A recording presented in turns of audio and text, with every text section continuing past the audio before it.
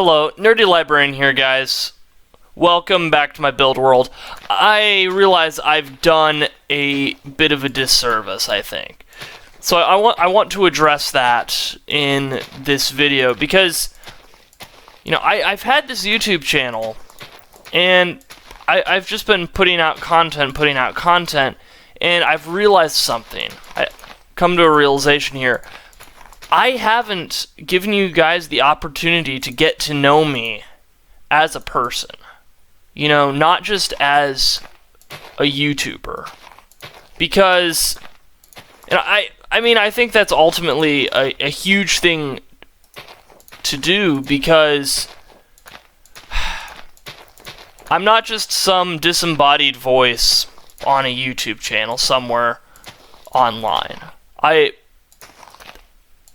I want to show you guys that I'm a person. That, you know, I want to get to know you guys as a community, and I hope you guys want to get to know me. And I'm sorry for not doing this sort of thing sooner. So this video I'm gonna be building something.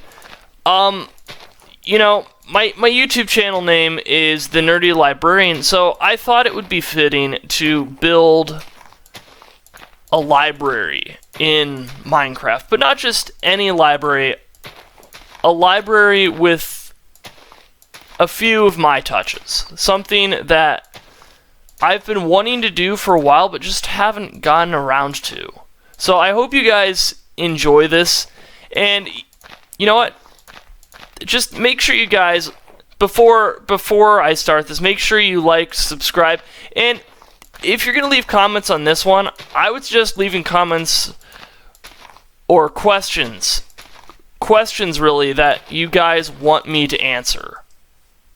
You know, about myself, about experiences that I've had, and that sort of thing. And I will do the best that I can to answer them, because ultimately, this channel, I do want it to be a community, and This I feel like is the first step towards doing that, versus just putting out content, actually taking the time to sit down and talk to the people that, you know, really matter on this YouTube channel, and that's you guys, the viewership. So without further ado, I'm going to jump into the questions here. I wrote a few questions up, just ones that I thought would be kind of interesting here, and so the first one here that I have is, how long have you been a YouTuber for? This is kind of an interesting question for me, because so I had ideas of wanting to have a YouTube channel for quite a while. It was, I can remember back in 2021, that sort of thing, and just having, this would have been early 2021, having the idea that I want to have a YouTube channel. I want to be able to put content out there, just play video games, record, that sort of stuff, and just have a little bit of fun with it. Not anything professional or sweaty or multiplayer, because multiplayer is not my... It's not what I find most fun. I know there are quite a few people who do, and props to you. That is, you know, that is a very competitive area to be in on gaming. So I have a lot of respect for you guys. For me, I prefer more of the open world RPG games, and so when I started this YouTube channel, that's what I started out doing. That's my first ever playthrough on this channel was Skyrim, because that was, honestly, that's a game I really enjoy. It has that exploration and leveling up and being able to create the character that you want in all of that, whatever playstyle that you want, whether it's melee, archery, magic, a combination of those. And I'm like, you know, this seems like something I could start with. And then I got to doing that starting in November of 2021. So with that, it was... I had come up here to college. I'm a college student studying accounting, and I'm a senior now, but looking back on it, I transferred up to university level as a junior, having gone to community college for 2 years. And at that, I was at that point of, how is college going to be, and am I going to be able to effectively have a YouTube channel while studying in tandem and that sort of thing? Am I going to be able to support this? And so it took me a few months to get past my own trepidation of, do I want to have a YouTube channel or not? Because along with that, I'm also the sort of person that doesn't like to be the center of attention. This channel, I don't want it to be about me. I want it to be about content that people are going to enjoy. And, I'm going to be the first one to admit I'm not professional at all when it comes to gaming. I'm not the competitive type, and I do the best that I can, but I'm human after all. I'm only human after, that sort of thing. So I'm going to make mistakes. I'm going to do things that I'm going to look back on and go, why did I do that? Or I could have done so much better than this. Because, hindsight's always 20/20, and, fun fact, I wear glasses. I prefer glasses over contacts just because I don't like the thought of poking my eyes with some strange silicone or whatever contacts are made out of, some sort of material and that sort of thing. I prefer glasses. That's always the way it's been, but that's beside the point. Just part of being the nerdy librarian and having this YouTube channel that I was starting was, I just want to be me. I just want to be myself with this. And hopefully I've been getting a little bit better with the content that I've been putting out and being a little more,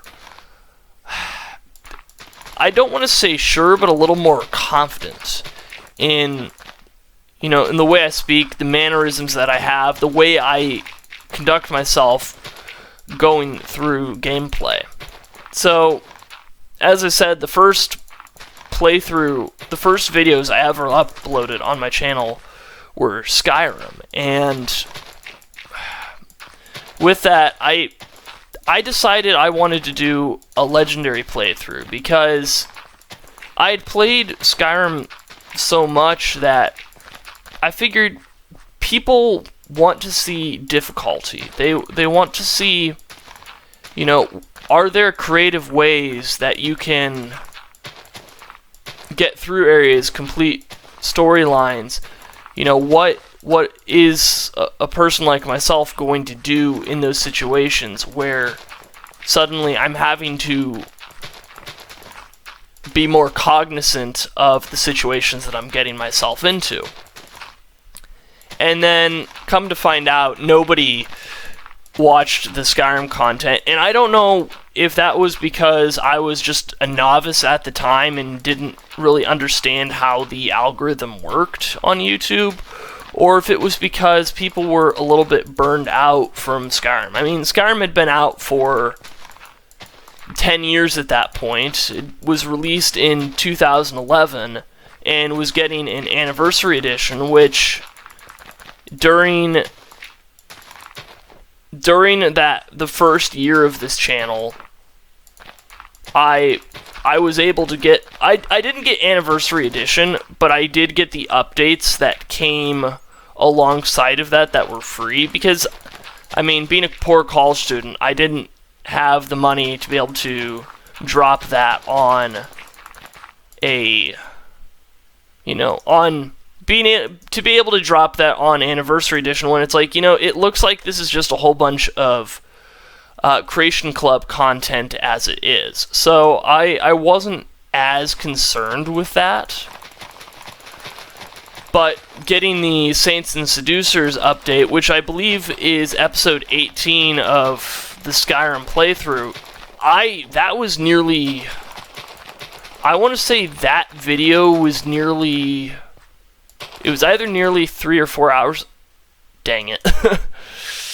Yeah, it was either nearly 3 or 4 hours. I don't remember the specifics of that, lengthwise. The first 25 episodes I did in Skyrim were, the first one started out being like 75 minutes, and then it got to the point in there where I was creating episodes, recording episodes that were almost 3 hours long, maybe more than that. Because one of the things about me is that when I start on something, I don't like to stop until it's finished. I'm a little bit stubborn that way, I will admit. I'm guilty of that. I do that all the time with my schoolwork, where, going into it, I'm like, I don't really want to work on this, but then once I start on something, I don't want to put it down because the thought that I have is, what happens if I accidentally forget to work on this or to come back to this? What then? So it's kind of a way to keep myself accountable, which is both annoying and beneficial at the same time. So, yeah, and with the YouTube channel, why the name The Nerdy Librarian? I chose that name because prior to coming up to college, prior to starting the YouTube channel and that sort of thing, I had actually had the privilege to work in a library for 4 years in an aptly titled role of library page, where I was the person that you would see going around and shelving items, organizing shelves, taking care of incoming and outgoing shipments at the library,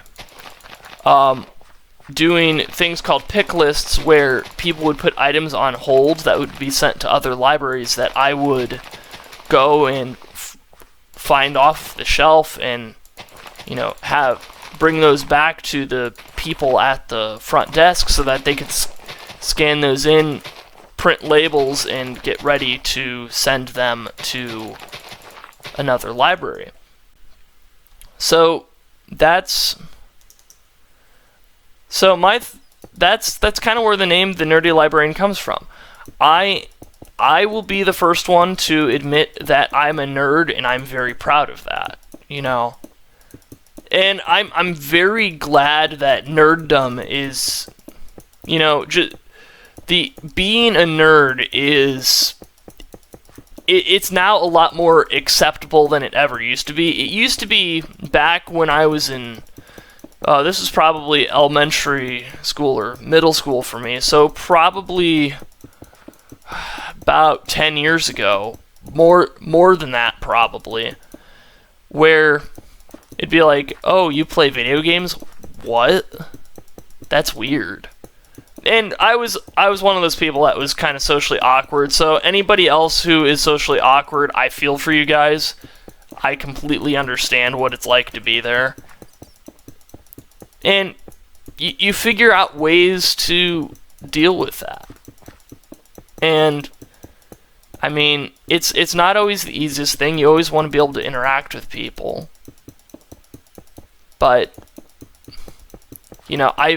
having always been a nerd, somebody that enjoys reading, playing video games, into fantasy culture nowadays, and all of that, because I'm a big D&D player now.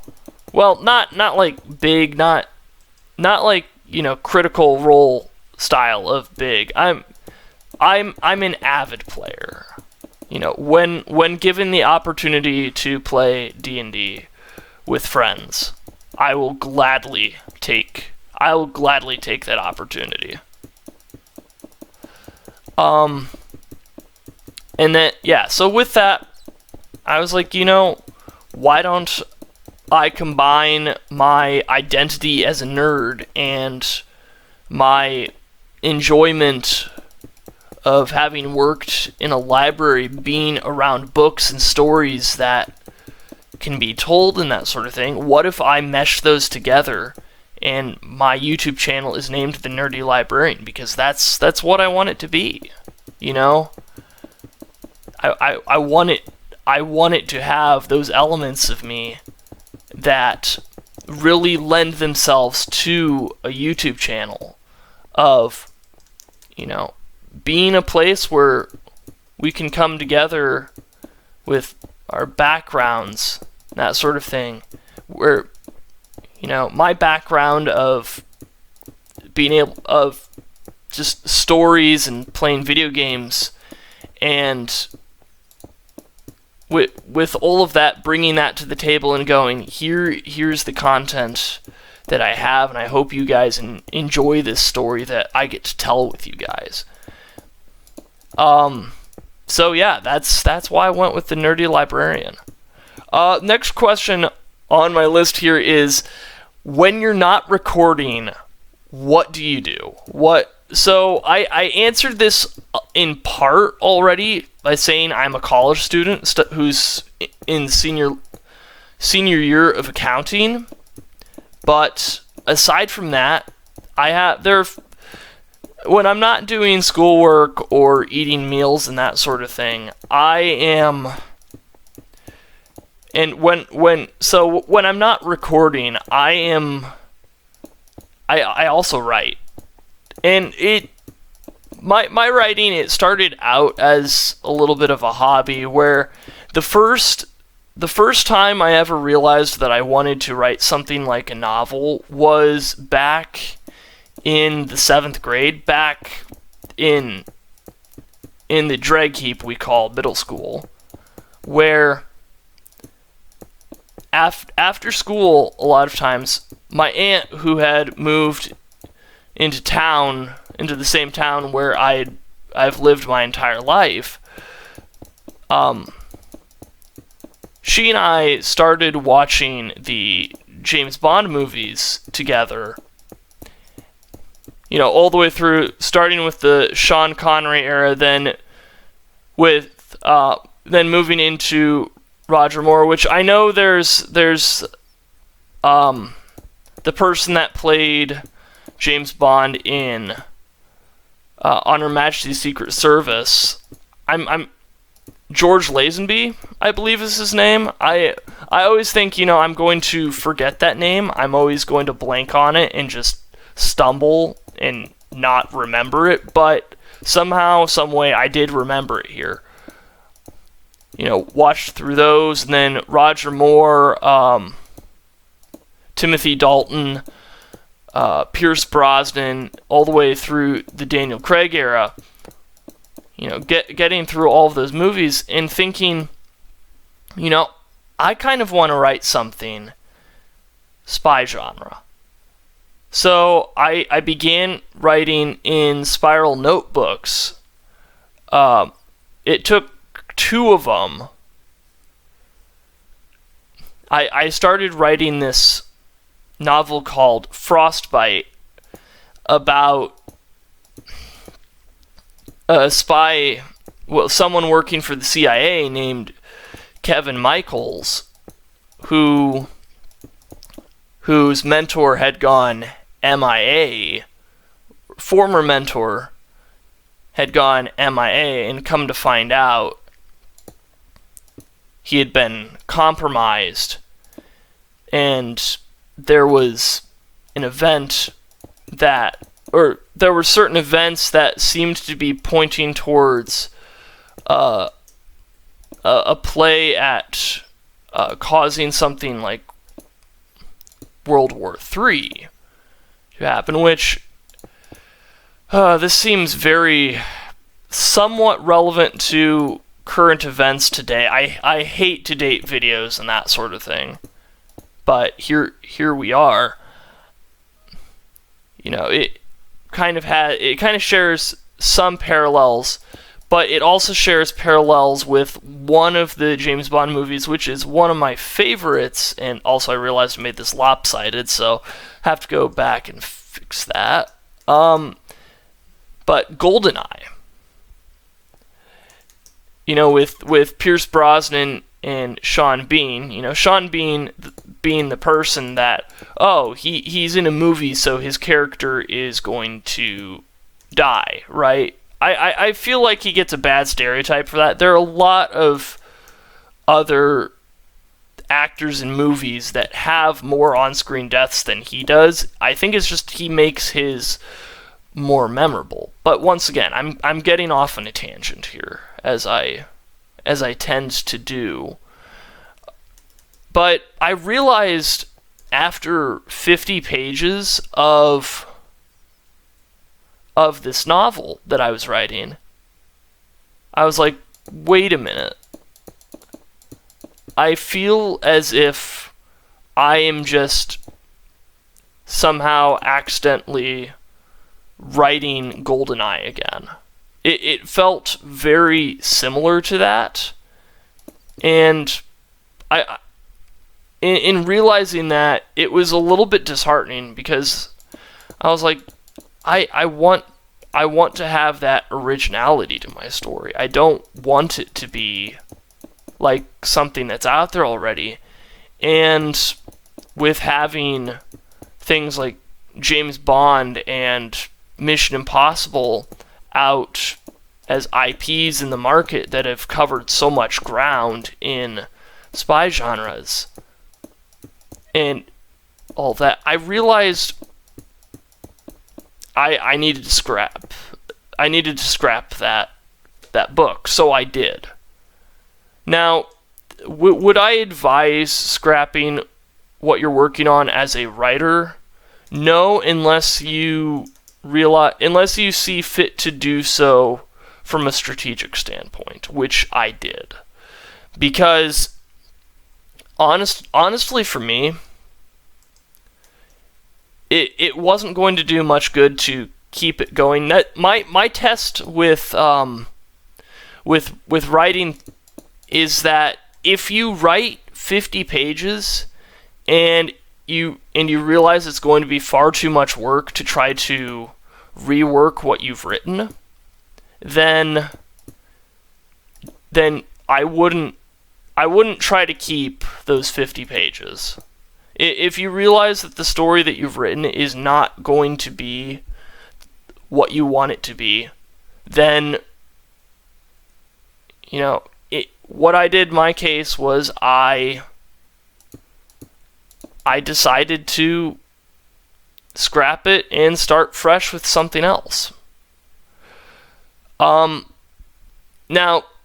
it was a little bit of time between then and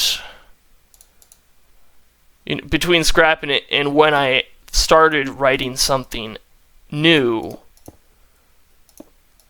So I set my sights instead on writing a superhero novel. Now you might be saying to yourself, well, hold up. If there's too much out there for the spy genre, then you can't possibly expect me to believe that you're gonna be able to write something in the superhero genre that hasn't been written before. And that's a valid argument to make there. I mean, that's definitely a valid concern on that. But my inspiration for wanting to write that was I've seen a lot of Batman and Superman and those sorts of things, and I do enjoy those. The problem that I always get hung up on with those, and I mean nothing against them as heroes, and I'm not just gonna pick on DC either. I mean, like, if you look at the Marvel Cinematic Universe, or even things like Trojan Comics. Yeah, I'm going that far. I've found a lot of emphasis seems to be placed on these heroes that are given a legend status. Like, it's become less about, I feel like it's become a little bit less about the heroes and telling that story, and more about, I don't know, just kind of going around with the name that they have and applying storylines, which is fine and all, but it never really it hasn't really captured my interest for a while. And I think I narrowed down on what the reasoning for that is. I came to realize that with those, sorry, I'm trying to choose my words carefully, because I feel like I'm very easily shooting myself in the foot on this explanation. But I think the issue that I ran into was the large city feel of a lot of superheroes. And I know it's probably not a very popular opinion to have, to be like, but these are great superheroes, right? Why are you saying these things? And I don't doubt that. But having grown up in small town America, I've always been wondering, where are all of the small town superheroes? Where are the people that don't have it all together? The ones that have to figure it out as they go along. And I know there are elements of that with Batman, like Batman Year One and those sorts of things, where he's just trying to figure things out, or like the Batman, kind of looking at that era of he's just starting out as a superhero. But I also get hung up on the big city elements of it.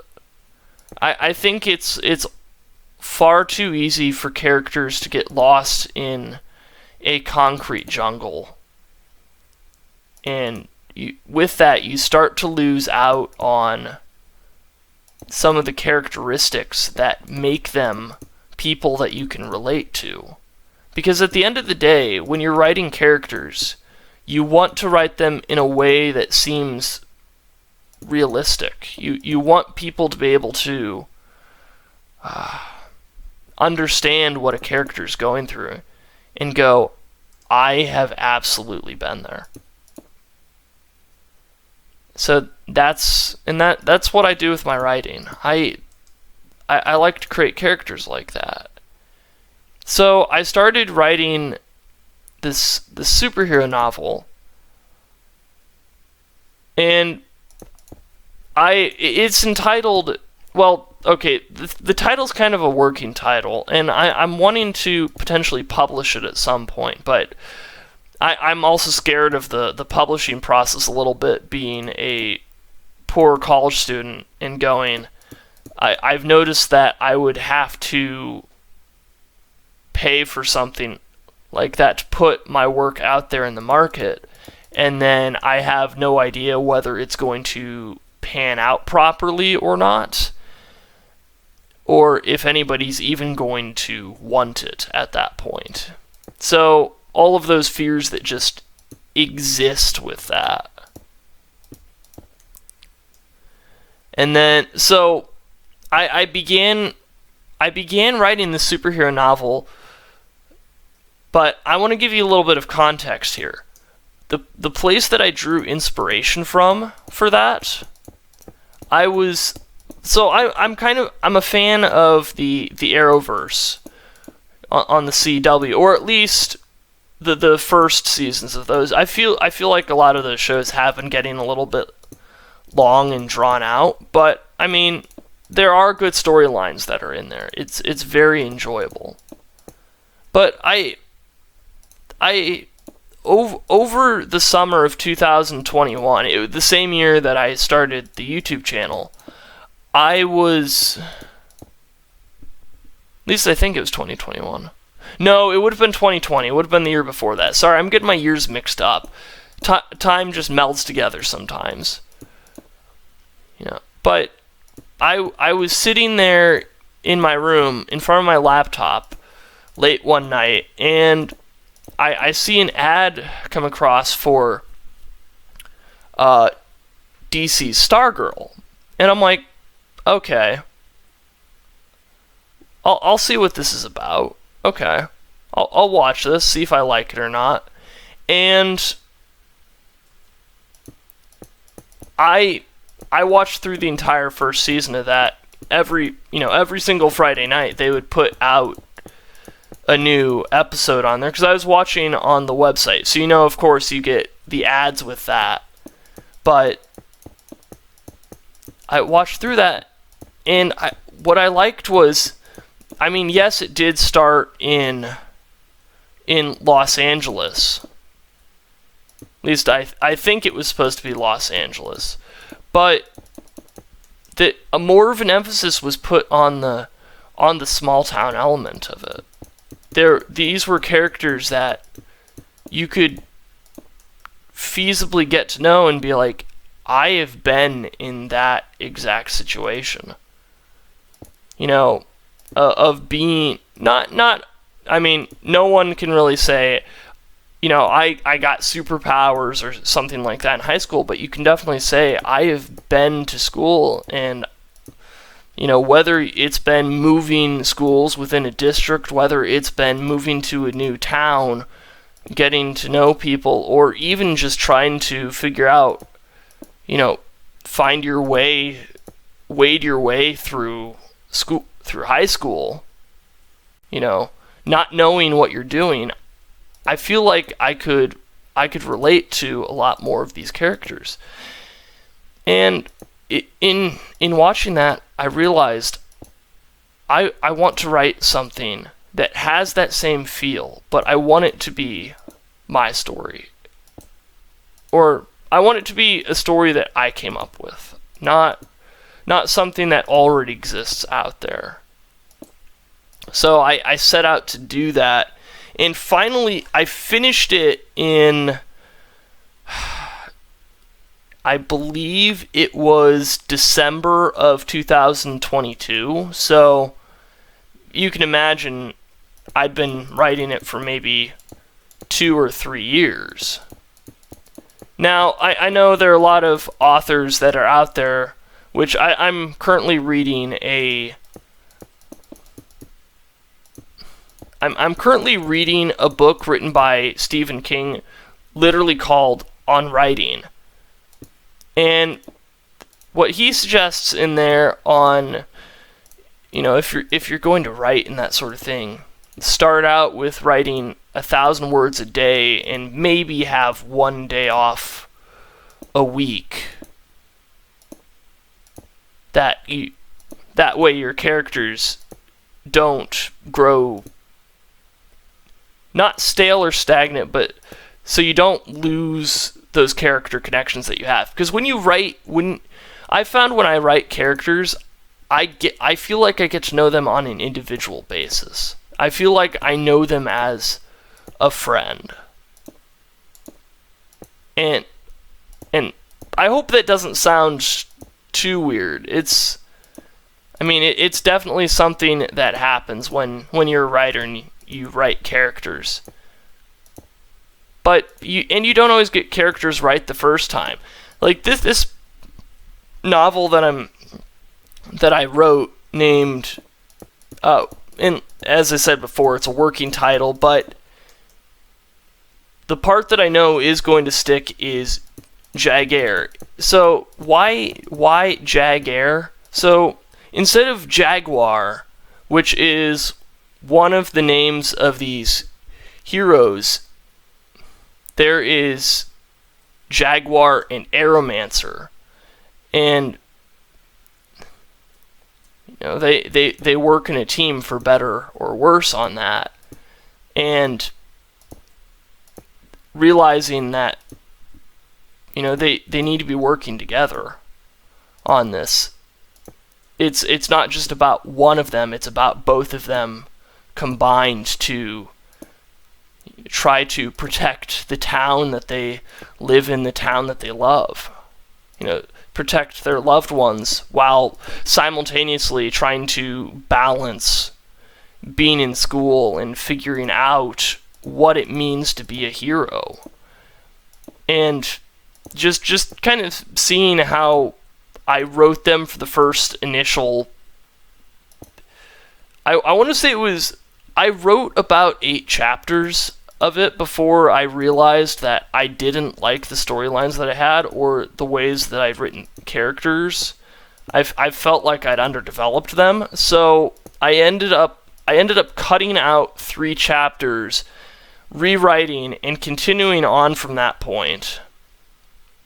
And then... oh boy. And then I ended up writing a little bit more, fleshing out these characters, and getting almost to the end of what I wanted the novel to be, and then realizing that, once again, I did not like the way I had written the characters. So I went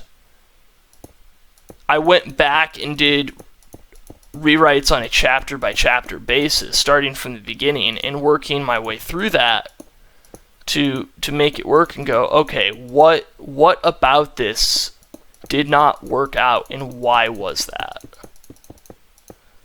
And finally, I can say it's pretty much finished. I think there's one thing I want to go back and rewrite on it, just as a minor detail that's probably going to amount to a paragraph or two somewhere in there. But at its full length, it is 327 pages long. And I typed this in Microsoft Word, double spacing, 12-point font, much like what you would see in having to write an essay for high school or college, much of the same formatting for that.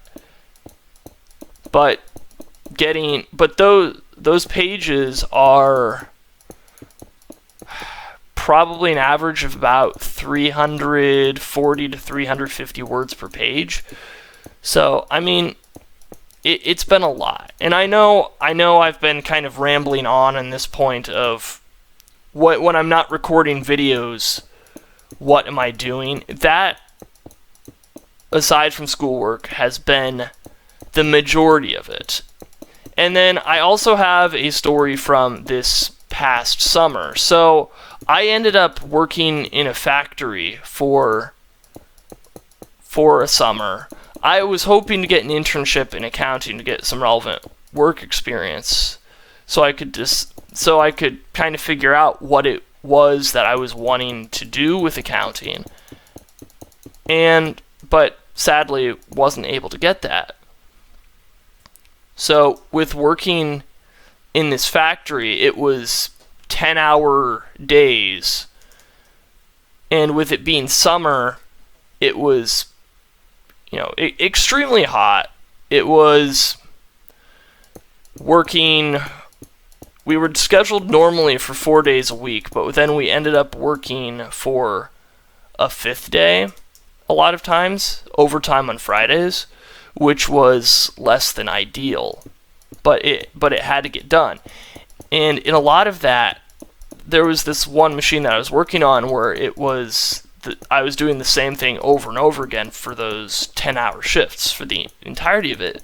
So it got to the point where I got good enough with that I could kind of think of writing ideas and other things like that as I was working. Because, I mean, I had to keep myself from going a little bit crazy, because I knew I was there for a reason. I had to make money to be able to pay for college. It wasn't my favorite thing to do, but it had to be done. So I'm like, what can I think of here? What sort of writing ideas can I cultivate while I am in this factory position? And what I came up with were a few things. So, sequel ideas for the superhero novel that I wrote, because I kind of wrote half of the story with this one. I wrote it to the point of what you would imagine halfway through a season on a lot of Arrowverse shows would be, where it's you finally get the heroes encountering the major villains, the major players that are having some sort of effect, they have some sort of plan that revolves around this place that you live in, and suddenly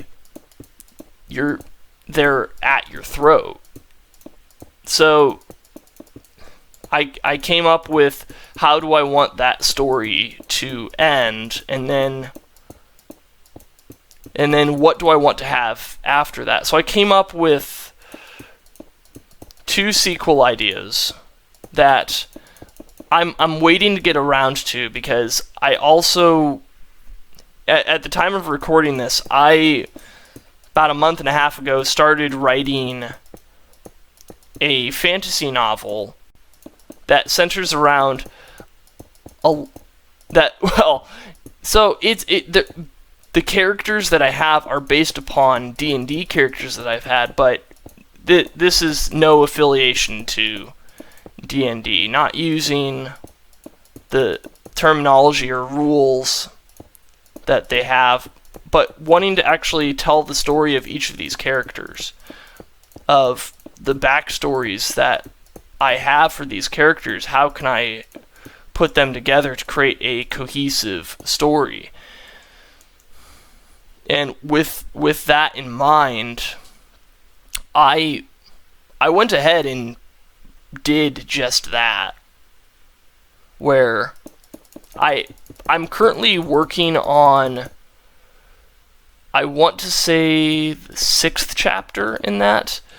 I sometimes lose track of chapter numbers, because what I've realized with writing is that it's not about the quantity. It's not about how many words per page you have, or how many pages there are, or how many pages per chapter, although those are some interesting metrics to look at as a writer and go, okay, with the story that I'm telling, how do I want to convey this to the reader? Do I want this to be short chapters that are short, sweet, and to the point, or do I want each of these to be a mini story all on their own as they progress? So this fantasy one that I've been writing, I took that latter approach and decided these chapters are going to be much longer than the ones that appear in Jaguar, the superhero novel that I've been writing, because with this, there are a lot of intricate storylines that have to mesh together, and attempting to find a way to tell that story effectively sometimes requires that your chapters be lengthy in order to be able to tell it. I'm not saying that as a rule of thumb. I'm saying that's what I found was necessary for mine. In order to be able to tell the entire story, to create the entire picture, I had to be able to do that. So, like, the first chapter it's either 17 or 19 pages, and it focuses on one of the characters as they find themselves in a new place that they weren't in before, in just how they react to that. And also using that opportunity to build the world around them a little bit, of what sorts of characters are operating in these places. Like, who do we have? What kind of, where has this person just arrived at? And how is that going to affect them? and then going in and writing 3 more chapters on each of these other characters, these major players in this novel. So there are 5 characters in total. One of the chapters features 2 characters because they have a bond of friendship and hardship that I wanted to address with that. So that's kind of what I've been doing writing-wise, novelization, and getting back to the Stephen King point, because I know I deviated from that a while back. So starting out with 1,000 words a day, 6 days a week, I was not adhering to that. And I mean, a lot of with writing with that,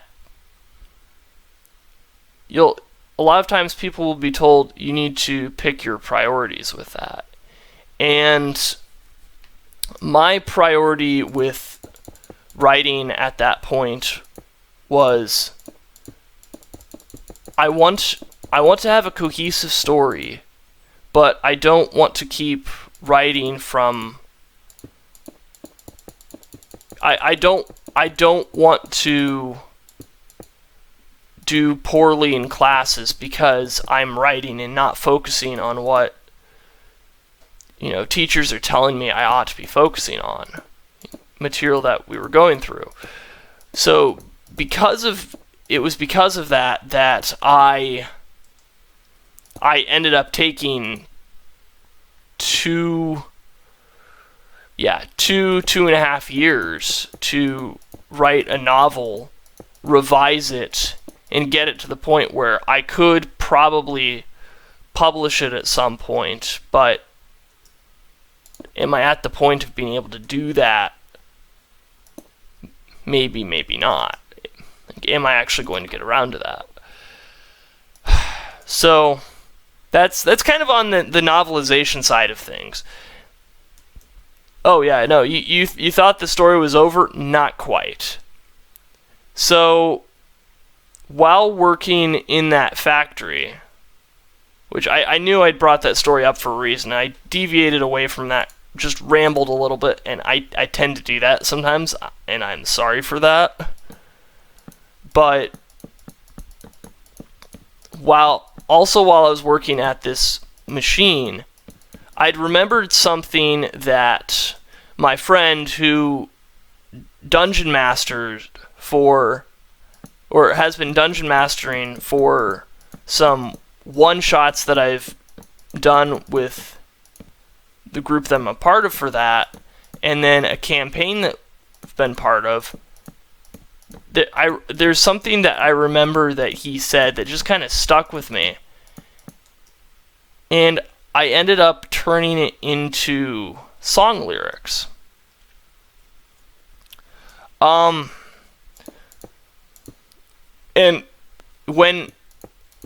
I got the opportunity to be able to present this to him and go, hey, I came up with this. I want to see what you think of this, because honestly, I'd never written a song before. The only thing that I could say I had gotten close to doing that was back in my middle school days when I played euphonium. Hey, fellow euphonium players out there, shout out.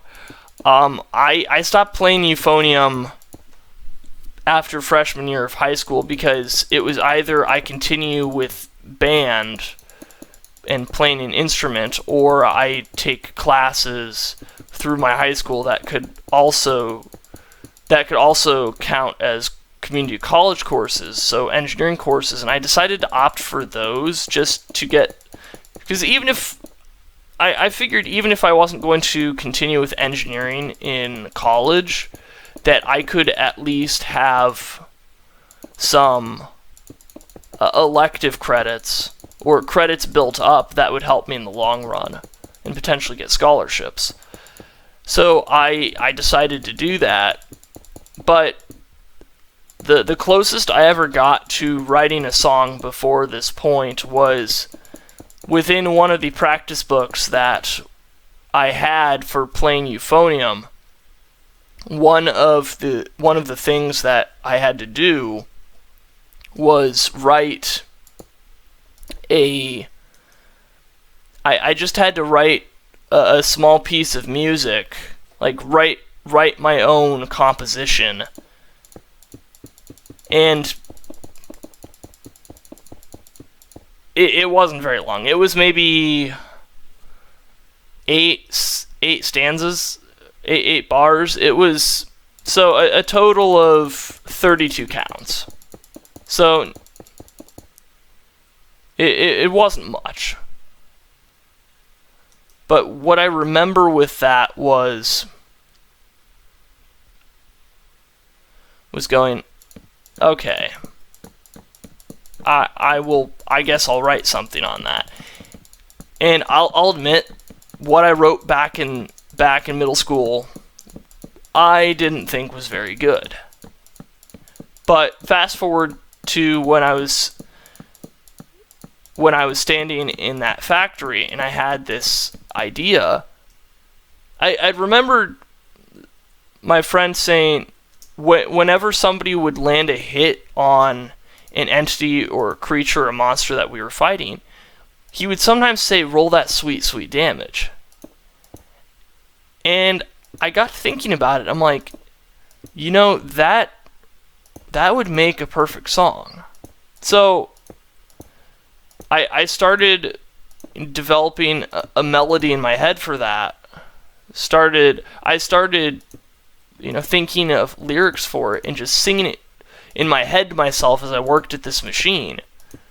And I could almost count that as a kind of a brainstorming process, a spitballing process of, we'll throw stuff at the wall and see what sticks with it. And getting back to my house after work, I sat down in my room and began writing these lyrics. And I was like, okay, I've got roll that sweet, sweet damage. What can I do with this?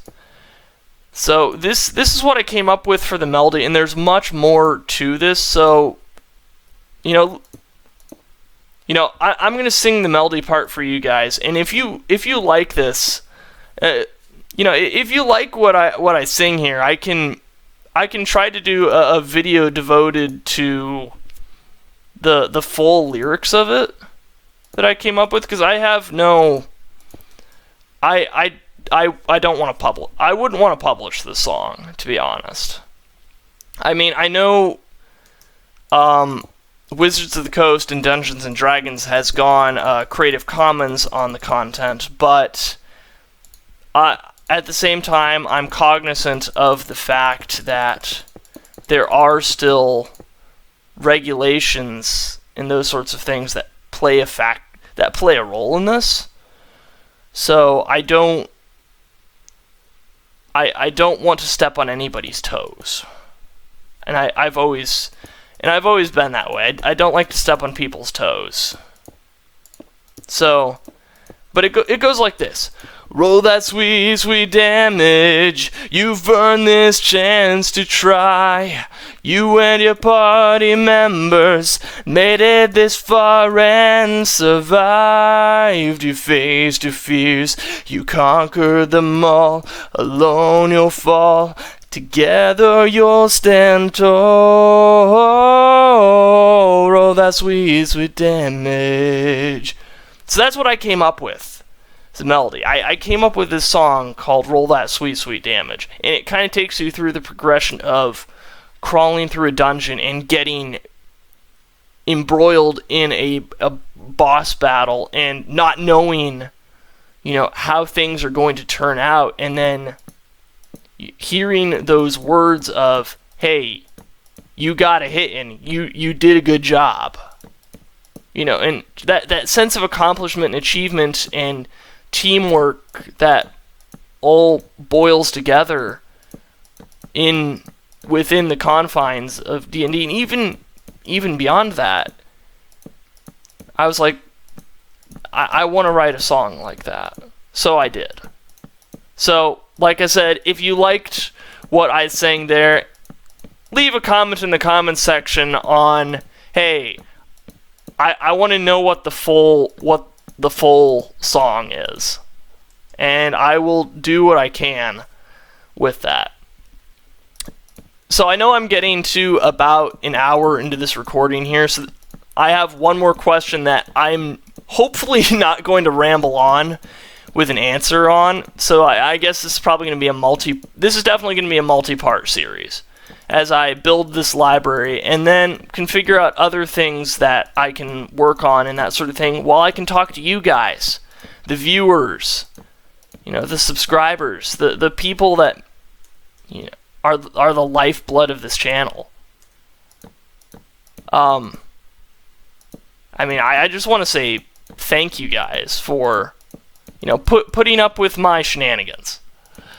I put stuff on my channel hoping you guys are gonna like it, and as I said before, I wanted to make sure that you guys got to know me as a person, not just as a YouTuber, because it doesn't do much good to have a YouTube channel but not be able to talk to the people that watch your channel, the people that truly matter on YouTube. It's not about the content creators. It's about the people.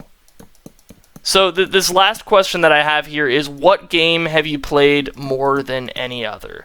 And based upon what I said earlier in this video, I think that'll probably be pretty obvious where I'm concerned. So the video game that I've played most that's been Elder Scrolls V Skyrim.